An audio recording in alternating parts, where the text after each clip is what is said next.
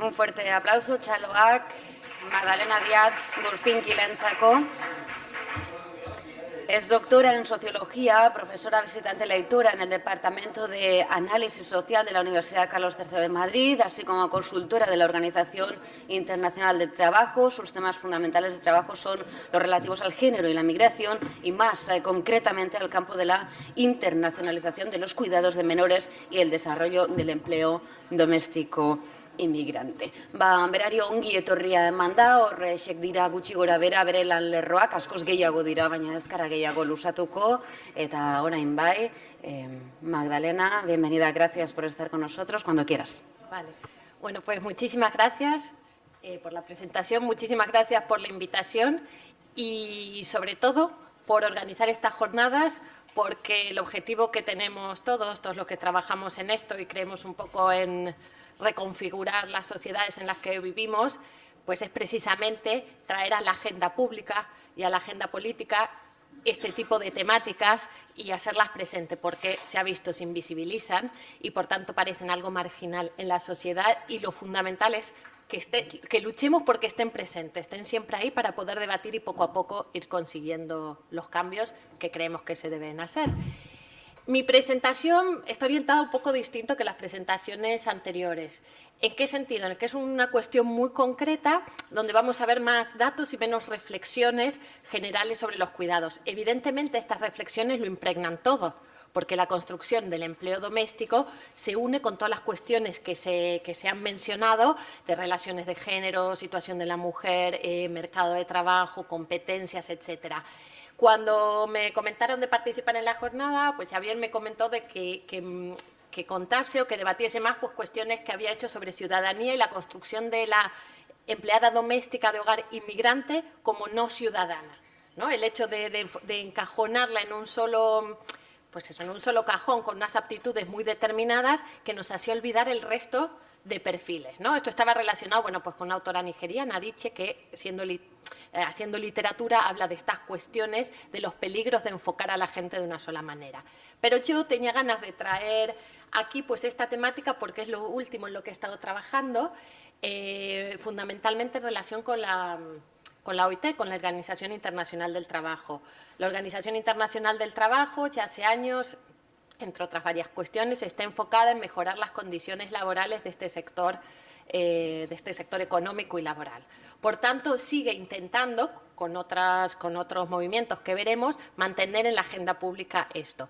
Ya lo digo, que iba a decir al final, bueno, se estuvo intentando en el Parlamento Europeo, bueno, se aprobó una proposición para la consideración y armonización de las condiciones laborales de las empleadas de hogar a nivel europeo. No quiere decir nada más que una declaración de intenciones, luego eso no es más, pero bueno, ya también es bastante. Y se va a realizar el fin de semana del 1 y 2 de octubre en Madrid el primer Congreso Nacional de Empleo del Hogar, que además, que aquí hay compañeras que bueno lo sabían, parece que además es muy importante porque es el primer foro que se hace en este sentido y además es la primera vez también que se ha conseguido una subvención de las administraciones públicas. En este caso, el Ayuntamiento de Madrid. ¿Qué implica esto nuevamente? Que se está intentando invitar a las diferentes administraciones a que entiendan que esto es importante y que hay que ponerlo en el eje de las políticas, uniéndolo con lo que se dijo antes. Bueno, pues aquí lo que simplemente quiero ver un poco, bueno, y compartir con vosotros es cómo ha influido en la construcción de este sector, del empleo del hogar, los cambios legislativos que se produjeron en el año 2011. Es decir, una relación un poco, se ha hablado a veces de la relación entre actitudes y prácticas, mucho ayer, ¿no?, de los discursos y lo que se hace. Aquí es un poco la relación entre la legislación, un cambio normativo, por qué se hace y cómo ha influido realmente en el devenir y en el día a día de esta relación. Vale. Entonces, para situarnos primero, bueno, ¿cómo se construye este sector, el sector del empleo del hogar? Bueno, es un sector laboral particular, ¿vale? Y se ha construido desde este punto de vista. Fundamentalmente, ¿por qué? Porque se realiza en el hogar. Esta ha sido la razón y también la justificación para considerarlo de manera diferente. Se ha dicho, el hogar es un espacio, como se hablaba antes, privado de una familia y que sea el lugar de trabajo de otra persona, bueno, es como una coincidencia que vamos a hacer, pero fundamentalmente es un hogar, la intimidad, la vida privada de unas personas. Hay muchos procesos sociales que se consideraban así. El proceso de violencia de género se decía es algo privado y luego se ha modificado. Entonces, poco a poco también se ha modificado esta concepción, es decir, no se puede hacer prevalecer únicamente las relaciones familiares por sobre las condiciones de dignidad laboral de las personas que están allí. Pero ¿cómo se justifica la construcción del sector? Se hace en el hogar, es un espacio ambivalente y tenemos muchas limitaciones para poder intervenir en este espacio, ¿vale? Con lo cual, ¿qué ha generado esto? Una marginalización de este sector en la estructura laboral. Aquí el enfoque sobre todo es del sector, del empleo del hogar como un sector económico, ¿vale? Luego ya podemos hablar, si se quiere, de las relaciones que se producen en él y de lo que implica, pero el enfoque aquí es como sector económico, con lo cual se ha marginalizado en la estructura laboral. ¿Esto qué ha hecho? Se ha invisibilizado y no se ha tratado y ha quedado más como una cuestión de relaciones individuales más que como una cuestión de relaciones colectivas y laborales. Entonces, esta concepción del sector como algo semilaboral, bueno, es un trabajo, pero no tanto, luego al final tú estableces relaciones. Ayer lo decía Margarita León, pues al final cuando se establecen relaciones institucionales, todos los elementos que intervienen en la relación están más claros. Cuando se establece en el hogar, están bastante más difuminados. Y esto se ha normalizado. Esta idea se normalizó, incluso si lo hablamos ya no académicamente en nuestro entorno, gente que tiene que hacer uso o que quiere hacer uso del empleo del hogar, pues al final te viene a decir lo mismo. Bueno, pero yo le hago favores, ella me hace, nos ayudamos mutuamente y se olvida que la relación es laboral. Se ha normalizado esta visión. ¿Por qué también? Bueno, por todo lo que se ha explicado anteriormente de las relaciones asimétricas de poder y porque este tipo de relación laboral se construyó sobre la base de una relación histórica de servidumbre. Existía una relación de servidumbre donde no existía el concepto de ciudadanía ni de los derechos individuales y esta idea, aunque se ha modificado, sigue impregnando este tipo de relación, ¿vale? Entonces ha sido fundamental para construir el sector. Vamos a ver ahora cuál es la presencia de ese sector en España. Es decir, estamos hablando de algo pues, relevante, no relevante, se ha modificado a lo largo del tiempo. Bueno, aquí en este gráfico básico y ilustrativo así a primera vista, no sé hacer gráficos más elaborados como la de demográficos. Lo que se ve fundamentalmente es el aumento, claro, a partir de finales del 90 de este sector económico en España. ¿Ves? Hay un aumento clarísimo. España es uno de los países, si lo comparamos a nivel europeo, no a nivel de otros continentes, que más uso hace de este tipo de relación laboral. España es el que está en la cima de la montaña, es el que más empleo doméstico utiliza. Luego también se podría hablar de los engaños, por decirlo de alguna manera, de otros países. Otros países, por ejemplo Noruega, no aceptan el empleo del hogar como tal porque ideológicamente no lo ven aceptable, pero utilizan el sistema de au pair. El sistema de au pair es una forma sustitutiva de considerar el empleo del hogar diciendo, bueno, pero son relaciones de intercambio cultural, etcétera. Con lo cual habría que analizarlo. Pero en términos generales, España es el país que más utiliza, que más utiliza este tipo de sector. El 3,4% de la población ocupada en España en el 2015 se ocupaba en este sector laboral, según la encuesta de la EPA.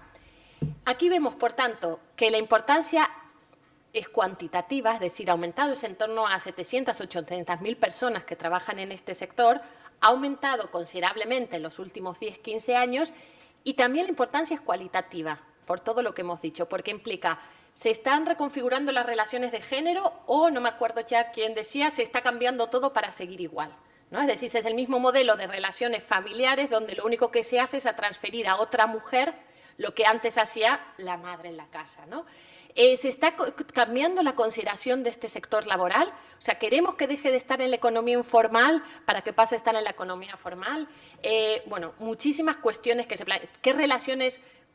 Bueno, es que me estoy adelantando al que decir después, como este sector lo realizan en gran medida, aunque no tanto, lo veremos, también población de origen extranjero, ¿en qué medida se establecen estas relaciones étnicas y nacionales? Es decir, que cualitativamente lo interesante también del empleo del hogar, que voy a decir también, porque a mí me interesa un poco, como decían antes, ¿no? Lo justifico, el interés de este tema, es que es un elemento para relacionar muchas dinámicas sociales que se producen en la sociedad, la relación producción, reproducción, etcétera. Entonces, además de su importancia cuantitativa y la construcción de un sector laboral digno, implica pues, la posibilidad de analizar muchas dinámicas sociales que se producen.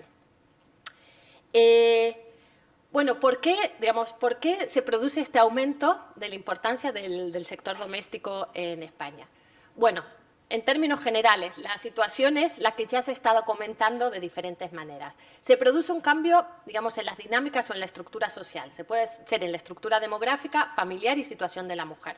Lo podemos hablar en términos generales, podemos debatir cuánto más cuidado hace falta o no hace falta, pero también es la cuestión de más población mayor, también implica no solo que haya que cuidarla, sino que en algunos casos ya no están disponibles para cuidar como se cuidaba antes, ¿no? O también esta población por situación de la mujer, quienes cuidaban fundamentalmente las mujeres, aunque en algunos casos los abuelos también ejercen, siguen trabajando o consideran que tienen derecho a acceso a un tipo de vida diferente y no la de cuidar cotidianamente, con lo cual tampoco cuidan. Y la estructura familiar no es solo cuestión de generaciones, sino también la movilidad geográfica. Ya no todos vivimos cerca de nuestras redes familiares fundamentales para estar echándonos una mano constantemente.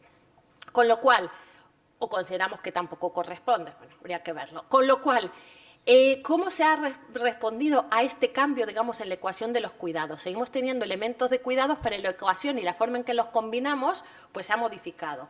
¿Y cómo se ha respondido? Bueno, desde el punto de vista de las políticas sociales, escasamente. Ya había un estado de bienestar en España que respondía de forma escasa a estas cuestiones. Los cambios que se han producido no han generado ninguna reacción o prácticamente ninguna reacción por parte de las políticas públicas, como se decía antes. Se decide en qué se quiere intervenir, se decide en qué se quiere invertir. Pues la decisión fue, a excepción de algunas cuestiones puntuales, nos mantenemos al margen. ¿Vale? Dejamos que se autogestione esta situación. La autogestión y que la situación automática no existe. Entonces, al final, siempre repercute sobre algún grupo determinado. En esta cuestión, ¿qué generó? Pues una respuesta individualizada hasta estas demandas y necesidades. ¿Y cuál es la respuesta individualizada? Fundamentalmente la contratación de una persona en el hogar.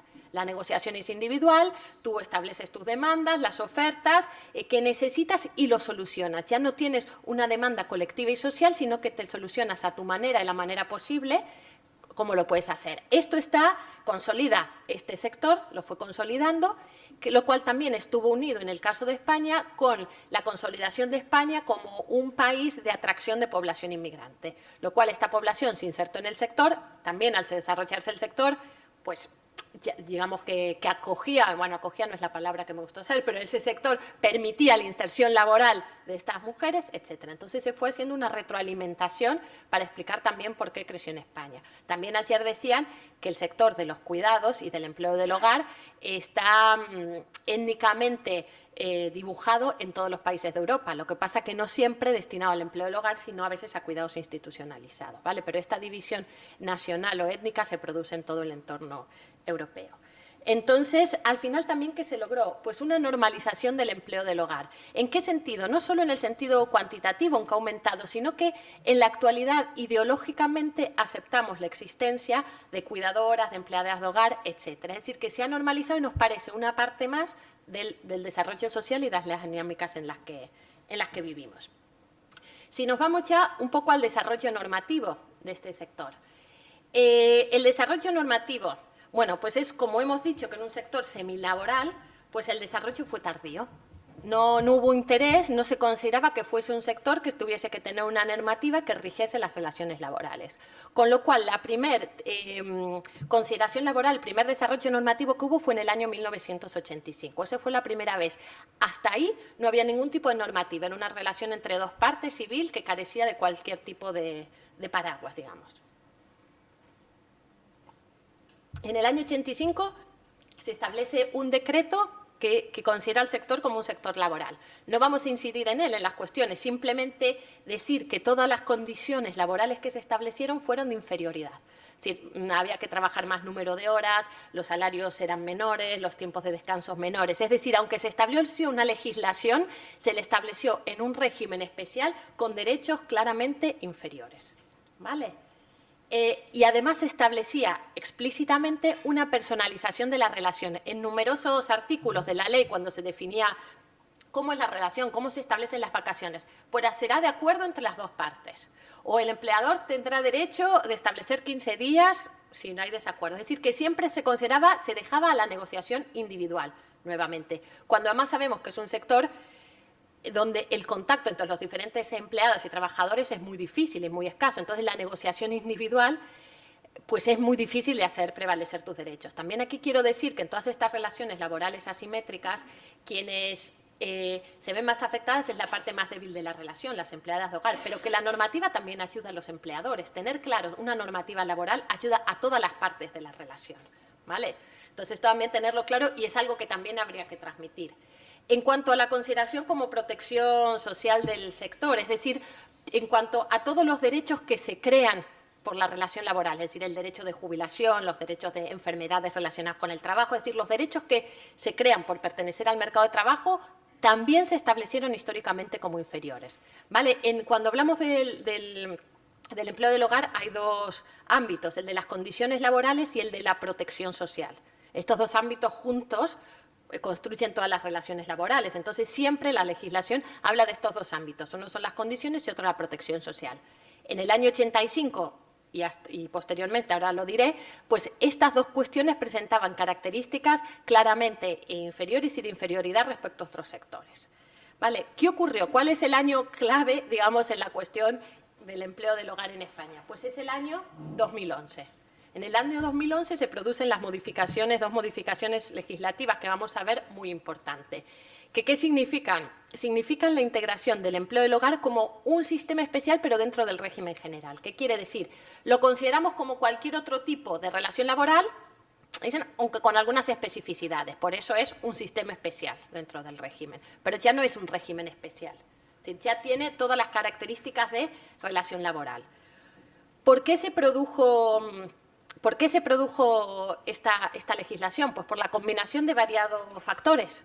Es decir, en primer lugar, algunos se fueron hablando, pues la presencia del movimiento feminista, que siguió luchando por la consideración de los cuidados, como también una forma de análisis de las relaciones de género en la sociedad, las asociaciones de empleadas de hogar. A medida que se fueron formando, estuvieron muy presentes en la lucha por dignificar el sector. Asociaciones de inmigrantes también, al decir otra vez que se fueron asentando en España, pues fueron luchando por dignificar su vida en España, que estaba relacionado en muchos casos también con la dignificación de los sectores laborales a los que pertenecen. También por la situación económica. La ley se aprobó en 2011, pero evidentemente las negociaciones provienen de mucho antes. La primera vez que hay un encuentro tripartito con el Gobierno, los sindicatos, etcétera, para reelaborar una ley es en el año 2007. Es decir, que venía del auge económico, bueno, y de una legislatura también luego, bueno, pues orientada a lo social. También el Gobierno, ya anteriormente, en la legislatura anterior, había establecido que quería simplificar los regímenes de la seguridad social. Es decir, que también hubo, en cuestión de políticas, una intención gubernamental no solo de dignificar el sector, una preocupación por el sector, sino de dignificar el sistema general de cotizaciones y pensiones, y coincidió con esto. Y luego también, como se señaló, la cuestión de la Organización Internacional del Trabajo, que en 2011 aprobó un convenio, que es el convenio 189, por las condiciones de los empleados y empleadas del hogar. Esto es muy importante porque es el apoyo internacional y la validez internacional que eso da ante los gobiernos y ante las personas que luchan por esto. Porque un convenio al final lo ratificas o no lo ratificas, lo podemos ver. El Gobierno español no lo ratificó, o sea, explícitamente le aconsejó al Parlamento la no ratificación del convenio. Es decir, que España no ha ratificado. Pero sí que ha servido, aunque no esté ratificado, para seguir en la lucha por la ratificación. O sea, si se ratifica, sirve para, tienes que cumplir un poco y acoplarte a los artículos del convenio, y si no se ratifica, sigue para seguir en la lucha para explicar por qué defiendes la no ratificación de la dignificación de un sector. ¿Vale? ¿Qué ha ocurrido con la legislación? Pues hay una práctica equiparación de todas las condiciones laborales y sociales con los otros sectores. Es decir, en la actualidad, luego se van a ver las diferencias. Normativamente, el sector está prácticamente equiparado al resto de sectores laborales. Y lo vamos a ver.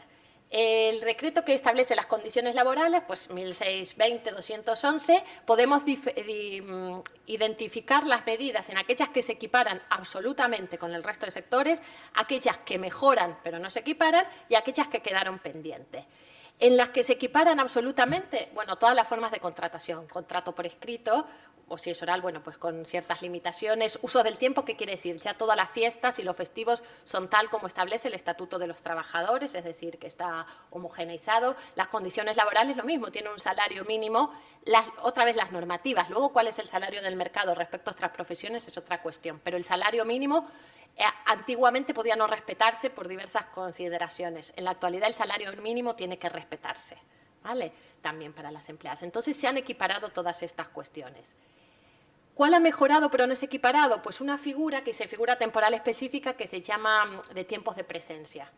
En la legislación establece que las empleadas de hogar pueden tener que estar en la casa a disposición del empleador, pero sin hacer actividades concretas. Es decir, véase cuando el niño duerme la siesta. Tú en realidad no puedes estar descansando, pero si se despierta o hay un problema, tienes que estar ahí. Antiguamente, estos tiempos de presencia no estaban limitados de ninguna manera. Podían ser, digamos, ad infinitum, con lo cual la jornada laboral, en vez de ser 40 horas, podía transformarse en las que quisieses. Ni estaba remunerado en ninguna manera. En la actualidad sigue existiendo el tiempo de presencia, pero tiene una limitación mensual, no semanal ni diaria, pero mensual, y tiene un tipo de retribución que puede ser económica o de tiempo. ¿Vale? Hay que compensarlo con el tiempo utilizado. ¿Qué quedó pendiente? Que lo señala la misma legislación. Estas no son cuestiones, digamos, de valoración, sino que la misma legislación lo señala. Es una figura de despido que se llama despido por desistimiento, que es decir, pues a partir de mañana no vengas porque perdí la confianza en ti. Entonces, ¿qué hace este tipo de despido? Tú no tienes que dar explicaciones. Y la cuestión es que la indemnización, existe indemnización, pero es más baja que si tú hicieses un despido no procedente. ¿Qué se hace? Se abarata el despido. Le facilitas el despido al empleador y no le das una serie de condiciones suficientes a la empleada para, bueno, para poder sobrevivir o vivir o estar bien hasta conseguir otro trabajo. Teniendo en cuenta además, que lo mencionaremos después, que la protección por desempleo no existe en este sector. Entonces a ti te dicen, desde mañana no vengas. La indemnización es escasa y no tienes ningún otro salario sustitutorio para buscar otro trabajo. ¿Vale? Entonces, eso mismo en la legislación quedó pendiente. Decían que se iban a hacer comisiones para estudiarlo. Nunca se hicieron. ¿Vale? Hay que tener en cuenta también que esta legislación fue aprobada en el último mes de una legislatura de un partido político determinado, pero muy al último mes, y entonces no tuvo tiempo de desarrollarla, y el otro partido político pues les llegó una legislación para empezar y desarrollar en la que no había participado, con lo cual hay también una cuestión de política y de interés político. Otras cuestiones que se podrían tener en cuenta, pero que no señala la legislación, pues algunas que se fueron señalando, por ejemplo, la cuestión de la construcción de categorías profesionales. Esta es una ley de empleo del hogar. Entra quienes limpian, quienes cuidan a mayores, quienes cuidan a niños, quienes cuidan enfermos, o sea, entra todo junto. Hay muchos países que tienen una categoría profesional, por lo tanto puede separar las cualificaciones que hace falta, los salarios que harían falta, etcétera. Entonces, esto sería una reivindicación también. Y bueno, algunas otras cosas, no se considera el trabajo nocturno con un salario especial, etcétera. ¿Vale? Entonces, todavía quedan cuestiones muy pendientes. En cuanto a la protección social, pues también se hizo con esta ley y lo que se estableció, a diferencia de la legislación anterior, es una equiparación gradual. Como los derechos de protección social están condicionados a las aportaciones económicas que uno vaya haciendo. Entonces, como no se podía modificar las aportaciones económicas de empleadores y empleados de forma brusca o radical, lo que se fue haciendo es un calendario gradual. Cada vez se cotiza un porcentaje mayor para tener derechos mayores. Si dividimos en los mismos ámbitos que se dividió anteriormente, equiparación, mejora y cuestiones pendientes, equiparación, la obligación de afiliación. Antiguamente, si trabajabas pocas horas a la semana, un determinado número de horas, no era obligatorio afiliarte, con lo cual estaba sancionado por ley la posibilidad de establecer relaciones laborales fuera de la ley. O sea, si trabajabas menos de 72 horas, no te afilies, no perteneces a ninguna relación laboral. ¿Vale? Luego, la incapacidad temporal, la jubilación, todo es equiparado. ¿Qué quiere decir? Que el acceso también a la protección por enfermedad, por ejemplo, es la misma que cualquier otro trabajador. Antes no. Antes accedían al pago, etcétera, al subsidio mucho después. La jubilación también existe, la parcial, existe todo tipo de jubilación, la anticipada, que antes no existía, ¿vale? Entonces, es equiparado. ¿Qué ha mejorado pero no es equiparado con el sector? Pues la cuestión de las cotizaciones. Antiguamente el empleo del hogar tenía un tramo de cotización única, o sea que independientemente de lo que tú ganaras, tú tenías que pagar un porcentaje sobre una cantidad que establecía el Gobierno anualmente, que estaba en torno a 750 euros. Entonces, muchas de las empleadas de hogar ganaban mucho menos que eso. Entonces, lo que había era una sobrecotización. Es como si a cualquiera de nosotros diga, bueno, pues tú tienes que cotizar siempre por sobre 5.000 euros. Pero yo no los gano ni me acerco. Bueno, no importa. ¿Vale? Entonces, ¿qué había? Que muchas también no cotizabas porque en realidad era un esfuerzo. Estabas pagando de tu bolsillo para acceder a derechos luego que además estaban muy limitados. Entonces, ahora que existe unos tramos, existen 8 tramos diferentes, con lo cual lo que se ha intentado es asemejarlo al resto de sectores laborales, es decir, que lo que yo pago, lo que cotizo para el futuro, esté relacionado con lo que ingreso. No hay una relación absolutamente lineal como en los otros sectores, porque no es en función de tu salario, sino en función de un tramo salarial. Pero ha mejorado mucho, ¿vale? Aquí hay que decir, en estas modificaciones concretas, por ejemplo, esta cuestión se modificó, una contrarreforma a la reforma. O sea, un año después de hacer esta reforma, se hicieron algunos cambios en la protección social. Por ejemplo, en esta cuestión de tramos. Se habían hecho muchos tramos que relacionaban de forma más clara salarios con cotización y eso se redujeron. Dijimos, no vamos a hacer tantos tramos. Luego veremos por qué. Fue en función de la recaudación que tuvo el Gobierno por esto, ¿vale? Y pendiente sobre todo la cuestión de protección del desempleo, ¿vale? No hay protección por desempleo. Esto no tiene una justificación. Bueno, la justificación que se da es que es un sector muy particular y que tiene muchas posibilidades de fraude, porque es una relación individual. Esa es la explicación fundamentalmente, que hay que crear pues, un sistema especial. Claro, se podría ver, pero además es, ¿pero cómo justificas que un tipo de trabajadoras después de 10 años en relación a otros, o un año, lo que sea, no tienen ningún derecho? Porque además esto te implica que tú estás mucho más atada a tu empleador, porque si te despiden no tienes ningún otro ingreso. No puedes buscar un trabajo digno porque necesitas tener un ingreso rápidamente. Y además esto ha generado una idea de que la ley no proporciona derecho a sus trabajadoras, como el del desempleo, que es el más cercano, el más porque la jubilación se ve más lejos, etcétera. El desempleo es como el que uno siente más, pues que puede necesitar más, no existe. Se ha generado un poco esta idea de, bueno, pues la legislación al final no protege, no da derechos. Y da muchos derechos, pero no todos, ¿vale? Entonces ha tenido un efecto real y económico y un efecto simbólico. Vale, pues entonces esto es el marco. Veremos este marco y estos cambios, cómo influyeron en las personas y en la forma de trabajar en el sector. Lo primero es la evolución de la tasa de cobertura. ¿Por qué se hizo una modificación de la legislación? El preámbulo de la legislación dice que una de las razones es dignificar el sector, que está muy bien por considerar los cuidados, etcétera. Pero la razón fundamental fue transformar el sector de un sector, el de la economía informal, en un sector de la economía formal. Porque a nadie le conviene y al Estado mismo que se trabaje en la economía informal porque no recauda ninguno de los impuestos. Con lo cual ese era el objetivo principal. Además, si tú haces un sector formal, pues lo que haces evidentemente es darle derecho a los trabajadores.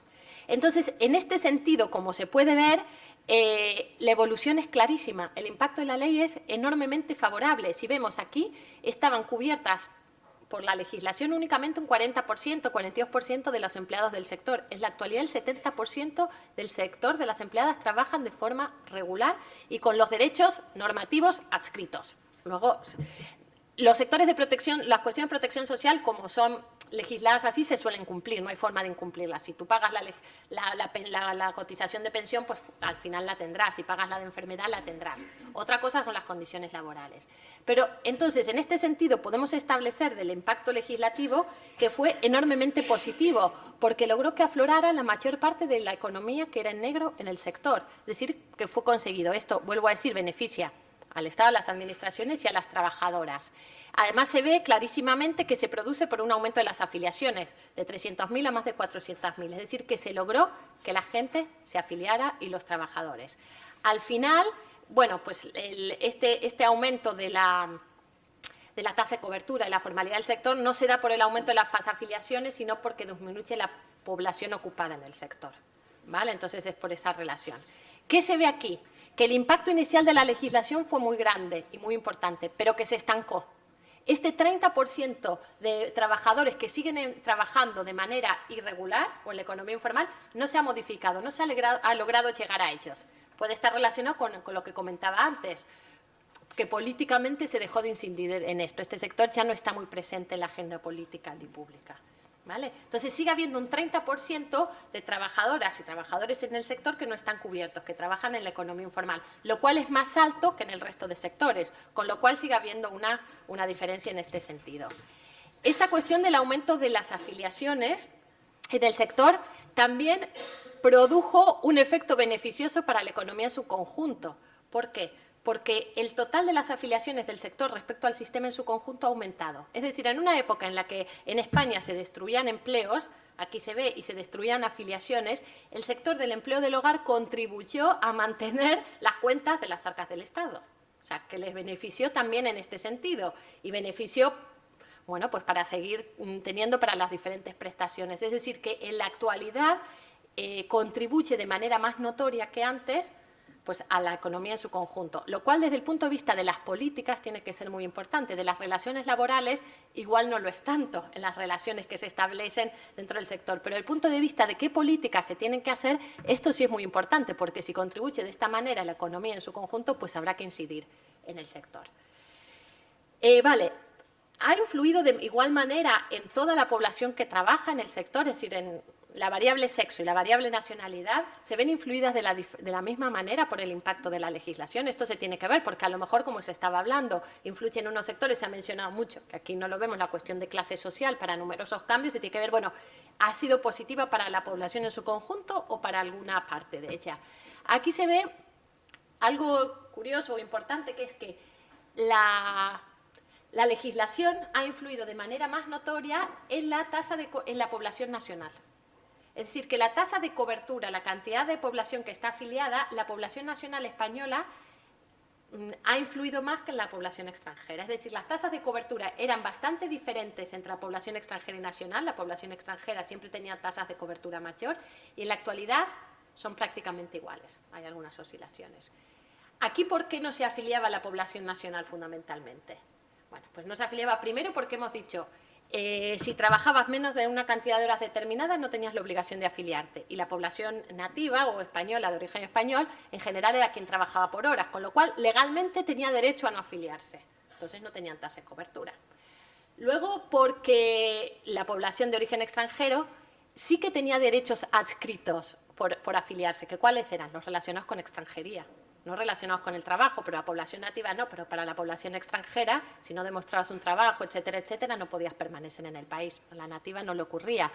¿Por qué más? Bueno, porque al no haber una sensación de que la ley te daba derechos, que estar afiliado te daba derechos, si no lo necesitas obligatoriamente por otras cuestiones como extranjería, ¿para qué te vas a afiliar?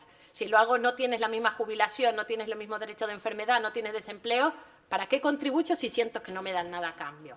Y luego también no se afiliaba a la población nativa por lo que se comentó ayer. La idea esta que decían de, yo soy ama de casa, pero bueno, trabajo unas horas fuera. En general, la población española que trabajaba en el sector tenía la idea de que era pues, una ayuda, un complemento al trabajo masculino. O pues eso, un momento de, bueno, pues no sé, de salir de casa, de ganarte un dinerito, pero no un trabajo. ¿Vale? Entonces, si no lo consideras un trabajo, no quieres pertenecer a ninguna normativa laboral. Entonces, luego, al aumentar la percepción de derechos, al verse obligadas a afiliarse quienes trabajaban por horas, etcétera, bueno, pues contribuye a que la población nativa o de origen español, pues a ver, población nativa, aquí está separada entre extranjeros y nacionales, con lo cual en nacionales son cualquier de origen español y cualquier persona nacionalizada de doble nacionalidad, como sería mi caso. Es decir, que también es una división un poco extraña, ¿no? Porque, bueno, influyen más cosas, no influye solo si uno tiene la nacionalidad o no en los comportamientos, pero así está establecido administrativamente. ¿Qué otra cuestión podemos ver entre población nativa o población nacional? Bueno, pues el equilibrio y la relación, digamos, de presencia y ausencia que hay en el sector. Como vemos, hasta el cambio de la legislación, la población extranjera en el sector era mayoritaria. Y un poco hablando de los mitos, como se habló hoy de los mitos demográficos, el mito de que todo el sector del empleo del hogar está copado por población extranjera, fijaos, ahora es menos del 50%. El sector está mayoritariamente ocupado por población nativa. Otra vez, y o nacionalizada, no puede ser, ¿vale? Entonces eso no lo podemos ver. Y aquí se ve el cambio clarísimo a partir de la legislación, ¿vale? ¿Qué influye aquí? Bueno, pues puede influir la legislación y la crisis económica. Porque, claro, también esta legislación se introdujo y se implementó en un momento de crisis económica, que lo que ha hecho ha sido dificultar la implantación de la legislación, tanto de forma real como justificación de, bueno, pues como hay otros problemas, este es el menor de nuestros problemas, ¿no? Pero esta relación se ha modificado porque, como dijimos antes, la población española se afilia más, porque podría ser que ante la accesibilidad la que tienes de contratar a una persona española, decidas contratarla en vez de una persona extranjera. En estudios hechos antiguamente, cuando se preguntaba ¿por qué contratas pues, una persona de origen extranjero? Porque no encuentro españoles. A veces. Puede ser que ante la posibilidad de encontrar españoles, pues se contrate. Puede ser que ante la posibilidad de que los costes que significa afiliarse, pues alguna población diga, extranjera, me cambio de sector.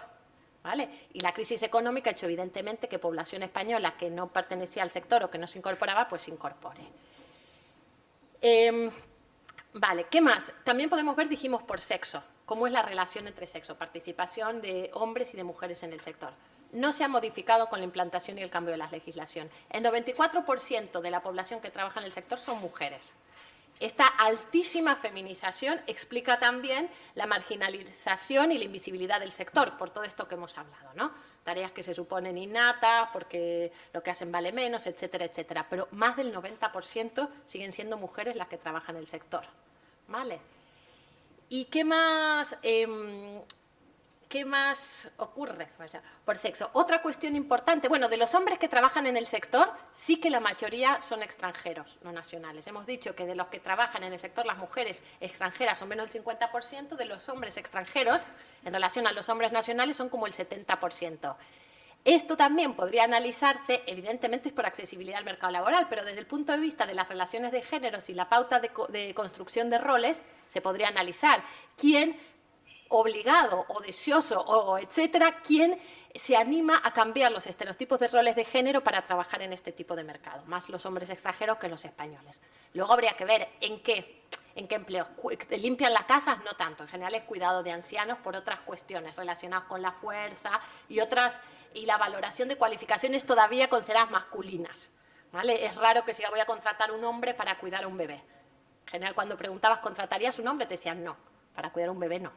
¿Vale? Entonces, bueno, habría que ver un poco más, ¿no? Pero bueno, en términos generales, podríamos decir que los cambios de roles están en los hombres extranjeros no nacionales. Y aquí otra cuestión curiosa. La legislación no influyó en absoluto en la formalización del sector de los hombres que trabajan en el sector. La mayor parte de los hombres trabajan de manera irregular. Solo el 30%, y ahora el 34%, están cubiertos, están afiliados.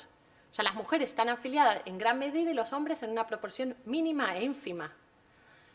Habría que estudiar bien por qué. La razón, fundamentalmente, ¿cuál podría ser? Que efectivamente, a pesar de que están insertos en el sector, lo consideran un nicho laboral pues momentáneo. No se consideran trabajadores del sector. Es, bueno, me ha tocado esto, pero bueno, no soy un trabajador de esto, ya me iré cuando pueda. Entonces no me voy a afiliar porque esto es un momento de paso nada más. ¿Vale?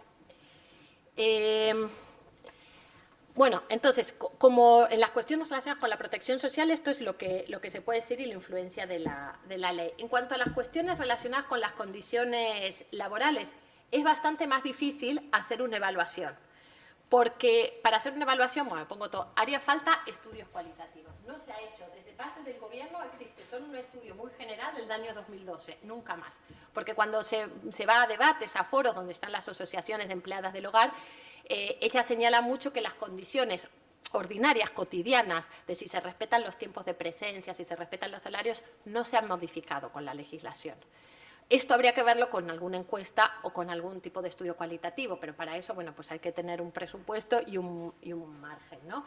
Entonces, lo que sí demuestran los estudios que se han hecho, un poco, por ejemplo, el que señalaba anterior de la OIT relacionado con esto, es que la crisis económica ha difuminado mucho el cumplimiento de la legislación. Es decir, como, otra vez, por razones reales, porque también hay mucha gente, lo señalaban las agencias de colocación entrevistadas u otro tipo de las asociaciones, los sindicatos, hay gente que tiene mucha dificultad para poder pagarse un cuidador si necesitas 24 horas para alguien y no está institucionalmente, no puedes acceder institucionalmente. Eso es real, no es una justificación, pero hay otra gente que lo justifica la crisis económica para eso.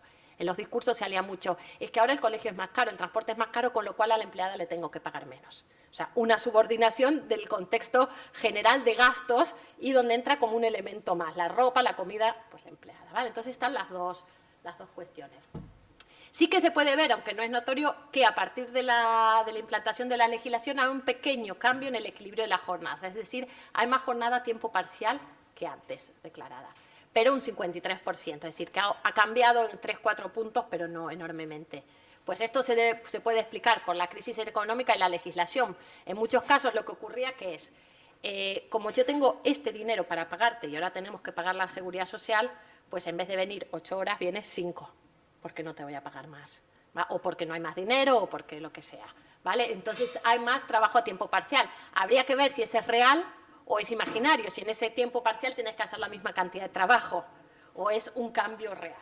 Y lo mismo con las franjas horarias. Hay una pequeña modificación relacionada con este que es más empleadas declaran trabajar menos de 20 horas. Que antes, es decir, más empleadas declaran trabajar a tiempo parcial. En términos generales, la distribución es por tercios. Un tercio más o menos declara trabajar menos de 20 horas, un tercio entre 20 y 40 y un tercio más de 40 horas, lo cual también nos tendría que hacer reflexionar. Legalmente eso está prohibido, si es para un empleador. Y si es para muchos empleadores, también indica una sobrecarga de trabajo muy grande y además que el 85% declaran trabajar para un solo empleador, con lo cual ahí hay algún problema que tendría que ver. O la declaración no es real, porque trabajas para más empleadoras, pero te afilias para uno, o realmente estás trabajando más de 40 horas para un solo empleador, lo cual, otra vez, es romper con la legislación, además de otras cuestiones de dignidad, ¿no? Dos últimas cuestiones que podemos ver antes de terminar para analizar el cambio de sector. Otra vez, no determinan la relación laboral dentro del sector, pero sí su consideración en cuanto a sector económico y de políticas sociales. Uno es la recaudación de la seguridad social. Una de las cuestiones esgrimidas fue necesitamos aumentar la recaudación de la Tesorería General de la Seguridad Social por tiempos de crisis y porque además si van a acceder a más derechos necesitamos recaudar más. Si ahora acceden desde el primer día a una enfermedad laboral, antes era en el día 29 y les tenemos que pagar 28 días más, pues tendremos que tener el dinero, decían. ¿Qué ocurrió? Que la recaudación ha aumentado, pero no en la proporción en que se esperaba, porque no ha aumentado en la proporción que ha aumentado la afiliación, ha aumentado mucho menos. La afiliación ha aumentado mucho y la recaudación menos. Varias cuestiones. ¿Por qué se produce esto? Fundamentalmente, por lo que hemos dicho, porque la legislación anterior producía una sobrecotización. A todas las hacías cotizar por 750 euros ganados. Eso era irreal. Ahora está más relacionado con los salarios reales. Si ganas hasta 300, si ganas hasta 450, etcétera. Con lo cual, efectivamente, se cotiza menos porque cotizas por lo que ganas. Luego se podría hablar si todo el mundo, lo que he dicho, declara todo lo que gana o declara una parte o declara a todos los empleadores. Pero en términos generales hay un mayor ajuste entre los salarios y la cotización. Luego también se generó un sistema de bonificaciones, no un sistema estable, sino un sistema que era anual y se ha ido prorrogando año a año, pero no es estable, de un 20% de bonificación de la cotización. Entonces esto también influye. Y aquí, que sí se redujo la recaudación, lo que hizo el Gobierno fue cambiar la ley. Es lo que decía, dijo, con los 15 tramos que existían hemos recaudado menos, con lo cual ahora vamos a hacer 8, entonces ajustan menos. Y se aumentó la recaudación, ¿vale? Entonces las políticas, bueno, pues se ajustan a lo que uno quiere conseguir. Esto, cuidado, que solo hasta octubre, o sea que no es que se ha recaudado menos, sino que cuando se acabó el informe, pues era esta fecha y no se pudo incluir más. Y la siguiente cuestión, las de inspección. Las inspecciones, ¿por qué son importantes? Bueno, porque una legislación lo sabemos todos. Dicen no aparques en doble fila, no sé aquí. En Madrid, pues todo el mundo aparca en doble fila. Si no pasa nunca un policía a ponerte la multa, pues aquí es el doble fila. Bueno, lo mismo. Si no hay una inspección que haga cumplir la legislación, existe una legislación que es paralela y al margen de nuestra realidad. Entonces, ¿cómo funciona? ¿Funciona la inspección o no? Porque si hace una legislación sin sistema de inspección, ¿qué ocurre? Pues la inspección es una de las cuestiones más difíciles de tratar y de negociar, porque otra vez estamos en la cuestión de que es dentro de un hogar, tú no puedes entrar a un hogar, etcétera, etcétera, ¿no? Entonces, ¿qué ocurrió con el sistema de inspección? Lo declaran las asociaciones entrevistadas, etcétera, lo declaran insuficiente. Es más, declaran que hay una sensación de impunidad muy grande, que la única infracción que se persigue es el hecho de tener empleada una persona sin los permisos de residencia y de trabajo en España, pero que si no, incluso cuando se ha llamado a denunciar, no se ha hecho caso. Los datos reflejan una mejora en la inspección. Lo que pasa es que un aumento en las actuaciones en términos absolutos y relativos, es decir, como de 1.200 a 2.500, es decir, un aumento muy grande, pero insuficiente, claro, porque cubre es solo el 0,8% de todas las inspecciones en todo el sistema. pero este sector representa mucho más en la economía general que ese 0,8. Con lo cual sí que ha habido un esfuerzo de inspección. Claro, hay que entender, por otra parte, que la inspección es más difícil. La inspección, como está planteada actualmente, tienes que ir hogar por hogar y no puedes entrar. No es una empresa que tiene 200 personas. Lo voy a decir al final, pero lo digo ahora de conclusión, que hay que cambiar. Hay que generar y crear un sistema de inspección diferente. En el Uruguay, por ejemplo, que es uno de los países más avanzados respecto a las cuestiones del empleo del hogar, tienen un sistema de inspección distinto. Tú puedes hacer que la inspección sea mañana me traes los contratos a esta oficina y si no eres sancionado, no sé, cosas así. No tiene que ser siempre entrar en la casa, que eso no se puede hacer. Entonces hay que crear un sistema de inspección diferente. Y otra cosa que salió en la investigación, que no está tan anotada, pero me parece muy importante, es la inspección de las agencias de intermediación no oficiales. En España, muchas de la intermediación laboral las hacen fundamentalmente las parroquias. Las parroquias no están consideradas sectores lucrativos, entonces están fuera de la legislación. En las entrevistas, en cada una trabaja en cada región diferente. Las que entrevistamos, los datos que nos daban de inserción laboral y de intermediaciones eran muchísimo más elevados que la agencia de colocación oficial. Si la agencia de colocación había estado con 10.000 personas, ellas habían hecho 50.000. ¿Por qué? Porque ofrecen comida cuando vas, bueno, pues hacen otro tipo de gestión, digamos, ¿no? Carecen de cualquier tipo de inspección y aceptaban en la entrevista que ellas no cambiaron en absoluto su forma de trabajar. Ellas, cuando una empleada la llama y le dice no me han dado comer y he trabajado 15 horas, lo único que hacen es decirle a la empleadora, bueno, pues tienes una oportunidad más con otra persona y ya está. Pero no hay ninguna denuncia, no se la saca de la lista, etcétera. Es decir, lo que yo creo que hay que hacer además en la inspección es hacer la inspección de todas las agencias que cuantitativamente son muy importantes y si no, no va a cambiar la relación laboral y que carecen todo tipo de inspección por otras consideraciones. Y vuelvo a decir, son muy importantes en este sector. ¿Vale? Entonces, bueno, esto en relación a la inspección. Pues para concluir, pues esta un poco lo que he dicho antes, ha implicado cambios positivos muy notorios, sobre todo a nivel normativo y a nivel de todos los derechos, de protección social en el sector. Lo que pasa es que se ha estancado. La idea es que ha habido un cambio importante, se ha estancado. Una de las razones ya no está presente en el debate político. Por eso lo del Congreso otra vez es muy importante traerlo en la agenda política otra vez, ¿no? Ha incidido más en la población nacional y ha habido, digamos, un desplazamiento del empleo extranjero por empleo nacional en este sector. ¿Qué es lo que queda pendiente? El cumplimiento cotidiano de la legislación se produce, es decir, ha habido un cambio en la concepción del sector, porque el sector siempre se vio como una cuestión de relación individual cortoplacista. ¿En qué sentido? Pues yo no aporto porque en realidad mañana voy a dejar el sector y ya veré cuando me jubilo, ¿no? No como una trayectoria profesional, no como, bueno, mientras trabaje en esto necesito construir una trayectoria profesional. Y subordinada, estas cuestiones que decía, bueno, no te puedo pagar más porque tengo el gasto del cole, del autobús, etcétera. Es decir, hay que darle un valor. Tú no le dices a tu doctor no te puedo pagar más porque, claro, como he gastado en otras cosas, pues la consulta no te la pago, ¿no? Entonces, está subordinado como una necesidad, bueno, secundaria, digamos, ¿no? Y las cuestiones pendientes, pues es fundamentalmente recuperar el impulso. Si no se recupera el impulso y la presencia en la agenda pública y política, no se pueden seguir transformando todas las cuestiones pendientes. Esto ocurre también en todos los movimientos de lucha. Una vez que has ganado algo, que fue la legislación, es muy difícil también seguir en la lucha. ¿Cómo se articula la lucha? A través de la ratificación del convenio, que además el Gobierno sigue empeñado en que no se ratifica, con lo cual produce una reacción que es de empeño de vamos a seguir luchando por los derechos, porque además de simbólicamente lo que implica explícitamente decir que no lo ratificas, también en la práctica muchas cuestiones. Por ejemplo, el convenio establece que tienes que crear un sistema de desempleo. No establece que tiene que estar creado para ratificarlo. Establece que si lo ratificas en los siguientes 2 años lo tendrás que crear, con lo cual tienes un margen. Pero esto es fundamental para la equiparación real de los derechos laborales. Y hay que fomentar. La ley misma establece la presencia de los servicios públicos. Es inexistente. Si los servicios públicos se considerase otra vez, se institucionalizase de alguna manera los cuidados, habría más control sobre las condiciones y sobre las características del trabajo. Dice la legislación que se va a hacer, pero no se ha hecho. Entonces, y hacer estudios efectivamente de impacto. ¿Qué está pasando? ¿Dónde hay que incidir? Y entonces, bueno, pues nada, en definitiva, resolver todas las cuestiones pendientes, haciéndolo estar en primera posición en las cuestiones políticas y de políticas sociales y políticas públicas en las que hay que incidir. Y esto es todo. Muchas gracias.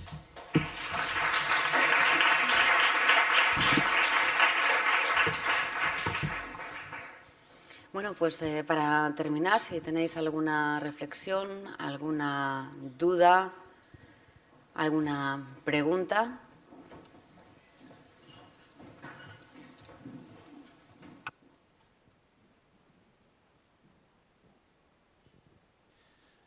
Sí, Egunon. Una pequeña aportación a la última ponencia. Como problema legal que sigue por resolverse desde un punto de vista práctico para las empleadas de hogar, sí que creo que hay que bueno, destacar la problemática, sobre todo de gestión de la tributación del trabajo de esas empleadas, ¿no? ¿Por qué? Porque precisamente por esa, bueno, me imagino que con el objetivo de facilitar a los empleadores, cuanto más las gestiones a realizar, a día de hoy siguen sin tener la obligación de, además no solo no tengan la obligación, es que directamente diría que no lo pueden practicar, practicar retenciones sobre el salario de la empleadora y posteriormente ingresarlas en este caso a la Hacienda Foral. Esto supone que la Hacienda Foral generalmente, bueno, no generalmente, o sea, directamente no tiene el dato de cuánto gana esa persona. Bien, eso puede parecer favorable para la trabajadora, en tanto que, bueno, pues en un momento dado no tributará. Ya, bien. Pero es que eso será así hasta que, por lo que sea, haya un cruce de datos y efectivamente Hacienda se percate de que esa persona está trabajando.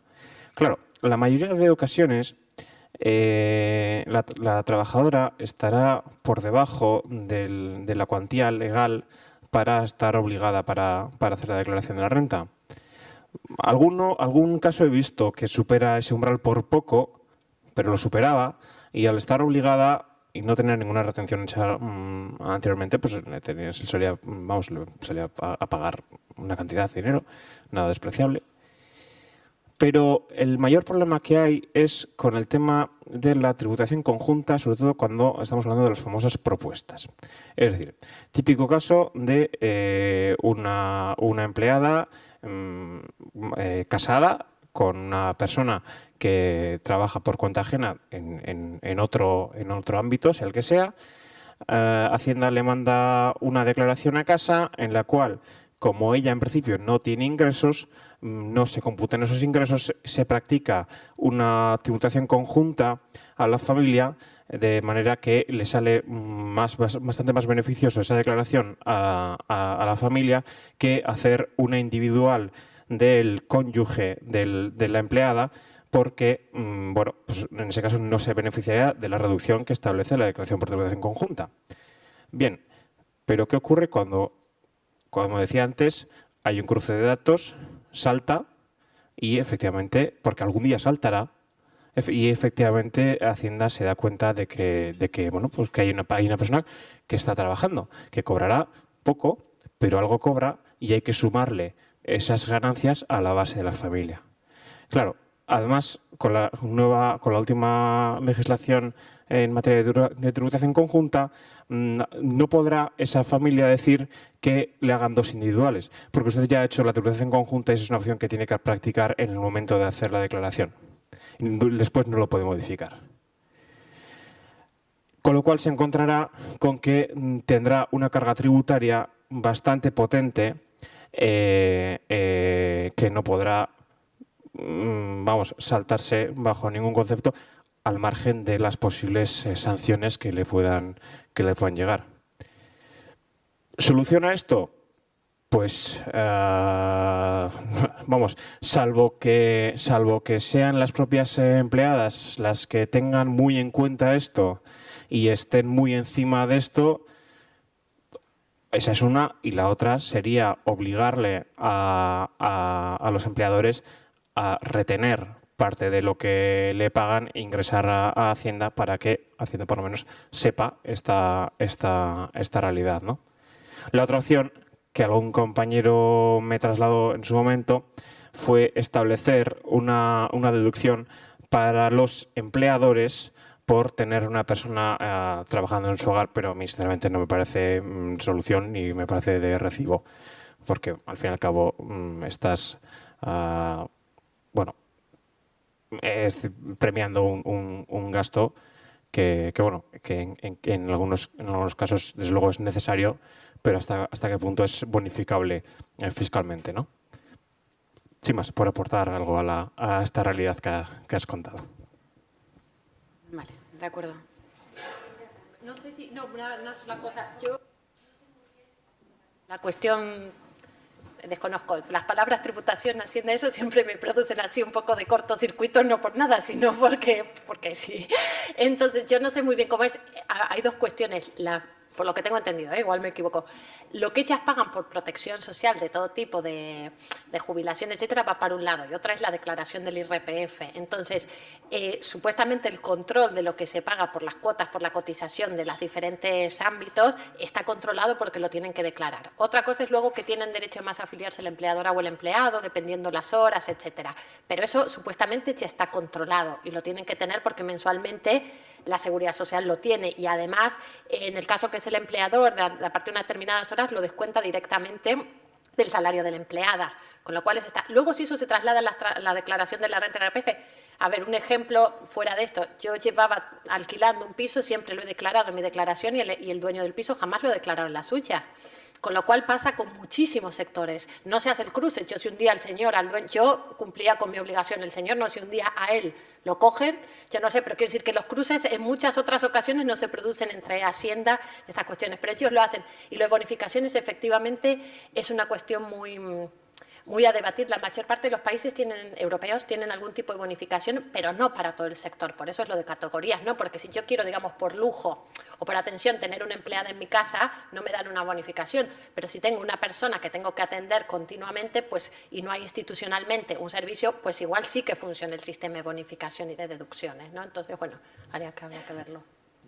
Bueno, efectivamente sí que se detrae parte del salario de la persona para pagar la cotización a la Seguridad Social y eso se ingresa, pero no hay un ingreso a la Hacienda, que son dos instituciones diferentes.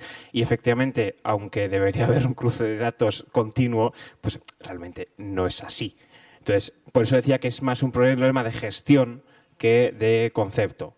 Digo, porque me he encontrado con casos en los que efectivamente una trabajadora de hogar pues ha tenido sorpresas bastante desagradables en este sentido.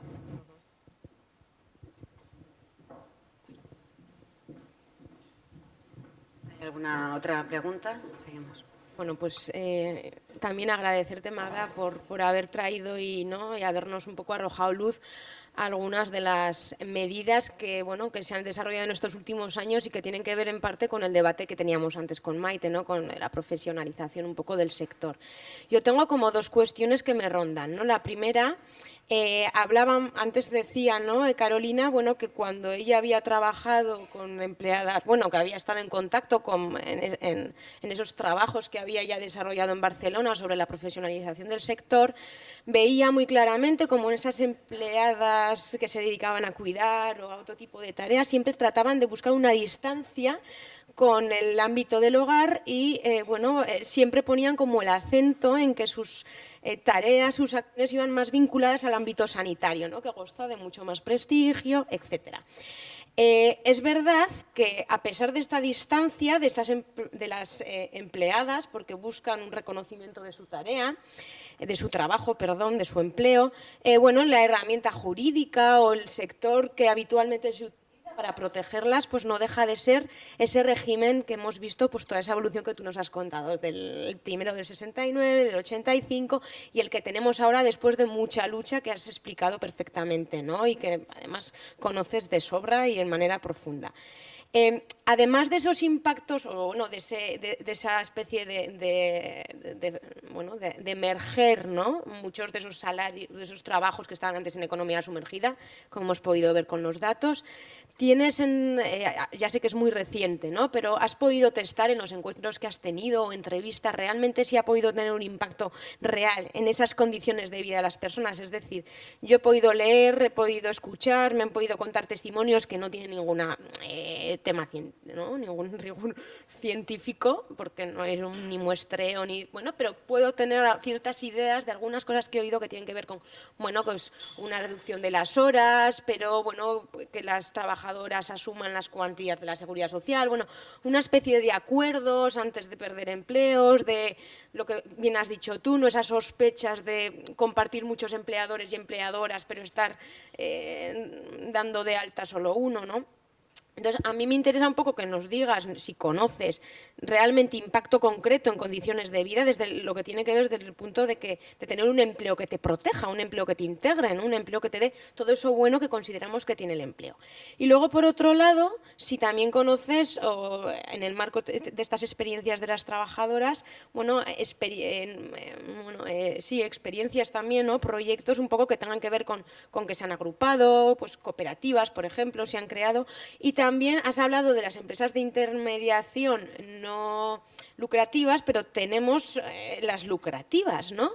Y las empresas de intermediación lucrativas también han formado parte de la mercantilización de los cuidados vía todo lo que llevamos hablando estos días, ¿no? Realmente si tienes alguna experiencia de alguna que he trabajado también, pues me gustaría, ¿no? Ver si se produce, bueno, un cierto empleo intermediado pero protegido, ¿no? Eso por un lado. Y luego por otro, quiero también... Vamos a dejarle responder, si te parece. No, no. Sí. Va bastante en la línea, es que igual la puedo hacer a la vez. Pasa que De acuerdo. yo, para no liarme, os cuento las cosas por separado para explicarme mejor. Entonces, la otra cosa tiene que ver, bueno, pues con el contexto en el que estamos, ¿no? Un contexto de destrucción de empleo, un contexto de muy poca oferta de trabajo, mucho desempleo, y donde, pues, planteamientos que están sobre la mesa vienen a pensar en sectores nuevos, ¿no? Entonces, conocemos, pues dentro de las posibles ofertas o posibilidades de reflotar o de darle un poco de más de desarrollo a algunos sectores, tiene que ver con el sector de los cuidados, ¿no? Eso que otros países, pues Suecia, por ejemplo, han hecho muy bien, ¿no?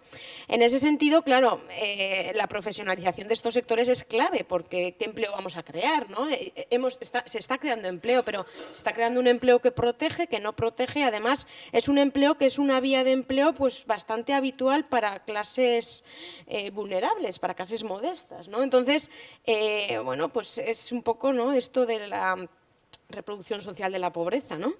En ese sentido sí que me interesa pues que valores solo si este tipo de pequeños aportes o pequeños cambios normativos pueden ir en la línea de avanzar hacia un sector un poco más inclusivo, ¿no?, que genere un empleo que incluya un poquito más, o si simplemente son parches que van un poco, bueno, en la misma línea que venimos teniendo, ¿no?, hasta ahora.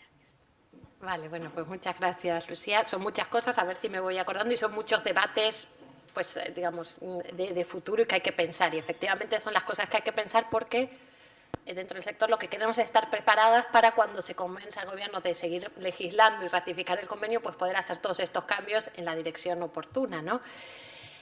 Entonces, a ver, yo creo que en cuanto al impacto de la legislación real y en las condiciones cotidianas, son valoraciones, porque realmente no hay un estudio real y profundo de cómo han cambiado. Yo esto, pues, cuando salió este estudio de la OIT, lo propuse, pero bueno, significaba otros recursos, otros tiempos, otra cuestión que no interesaba por otra línea que iba y no se pudo hacer. Y está pendiente porque no puedo afirmarlo. Es decir, cuando uno habla con las asociaciones de empleadas de hogar en los diferentes foros, ellas mantienen casi continuamente que no ha habido cambios ni mejoras. Yo creo que no es así, porque también el asociacionismo de la empleada de hogar, esto es un debate muy importante. O sea, como todos los sectores, hay muchos conflictos.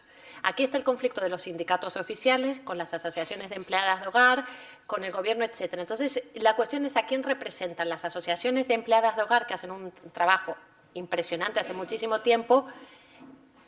A la gente que representan cuantitativamente es muy poquitita. Entonces, la visión también que tienen es una visión muy determinada, predeterminada, y son muy pocas. No han logrado, por programa, no han logrado pues, que tengan más apoyo continuo. Entonces, en los estudios que se han hecho, evidentemente se ha hecho que la crisis económica ha desmejorado las condiciones del sector y han dicho no cumplo mucho la ley. Pero hay que decir dos cuestiones. Una, que en cuanto a la protección social, una vez que estás afiliada la tienes. O sea, se ha ganado de por sí en la protección. Las cuestiones de enfermedad, incapacidad temporal, etcétera, ya es una conquista enorme.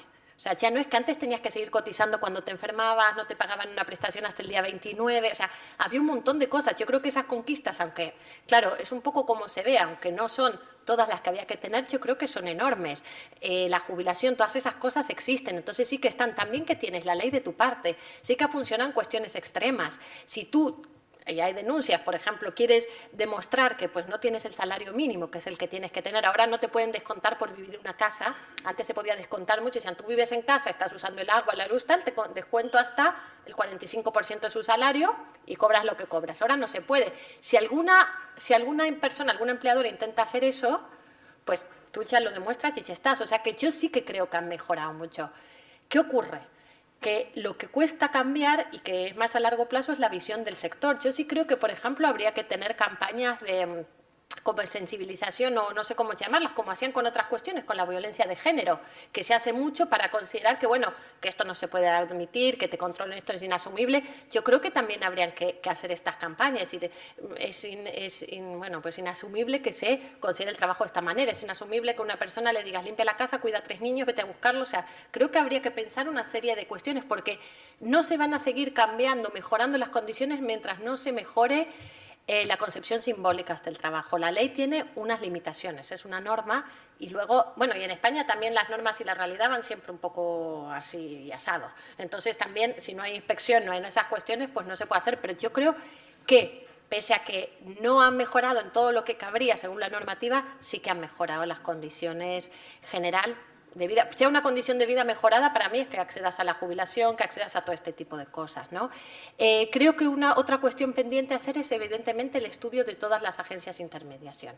No está casi nada estudiado. Por lo que tengo entendido, en el País Vasco sí que están más estudiadas las asociaciones de las agencias que trabajan, no oficiales. A ver, una agencia oficial, lo que tengo entendido, pero hay que estudiar más, porque yo estuve entrevistando, pero no hice un trabajo en profundidad de esto. Ellos sí tienen muchas inspecciones. O sea, tienes que cada día demostrar cuánta gente has atendido, mandar el formulario que has hecho. Es decir, se quejaban de esto incluso, de que le genera mucho más trabajo, todo el trabajo para demostrar que la contratación. Pero las agencias oficiales son una minoría. Hay muchas agencias no oficiales, que sería lo que hay que controlar, y también todas las que no son agencias. O sea, una ONG, que no sé cómo trabaja, no lo vi, ¿cómo se llaman los...? Bueno, pues de intermediación laboral que tienen. Todas estas cuestiones, vuelvo a insistir, en las parroquias, estas no se consideran agencias, no se inspecciona porque están fuera. Entonces, en ese sentido, habría que haber una forma de inspeccionar, de ver o que no puedan ser intermediarias o controlar.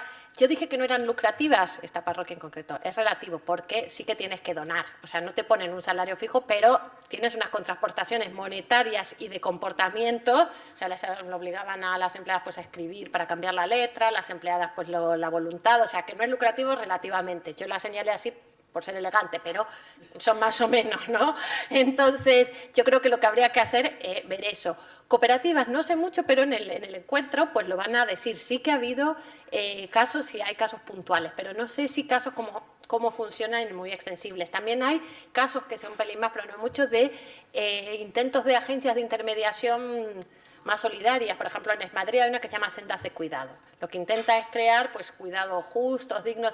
¿Cómo funciona en la realidad y cómo se ve? Yo tuve una experiencia práctica, no me pareció que funcionase del todo bien, por ejemplo, pero eso en una experiencia práctica no es un estudio, no puedo a partir de eso establecer conclusiones. Pero esa es una de las líneas, ¿no? Bueno, pues autogestión y establecer como empresas también que establezcan las formas de trabajo. No que tú vayas y te digan en la casa trabaja así, sino que tú dices, yo empiezo por el salón, hago esto, lo otro, cuido a los niños y que tú establezcas las condiciones. Y creo que eso era todo. Luego, simplemente para lo primero que mencionas también de Carolina, que yo creo que era más del SAT, ¿no? De este tipo, lo que yo creo que hay que hacer son las categorías, evidentemente, porque efectivamente, si tú cuidas, pues dices, pues yo no voy a limpiar, supuestamente estoy para cuidar, porque no es lo mismo. No es lo mismo. En todas las profesiones hacemos cosas que nos corresponden más o menos, pero tenemos separadas. Entonces yo creo que esto es fundamental. Sin embargo, y aunque me voy en pelín, en Madrid, por ejemplo, la cuestión del SAD, está ocurriendo lo contrario. Ahora lo que se les dice a las personas que van a cuidar a ancianos es, acepta todas las tareas del hogar que te pidan. O O sea, en ese sentido se está haciendo lo contrario. Es decir, bueno, está todo junto y tenemos que solucionarlo. Y eso ha sido la nueva política, con lo cual ahí justo va, digamos, en marchas encontradas, ¿no? Sí. Bueno, pues un fuerte aplauso para Magdalena Díaz.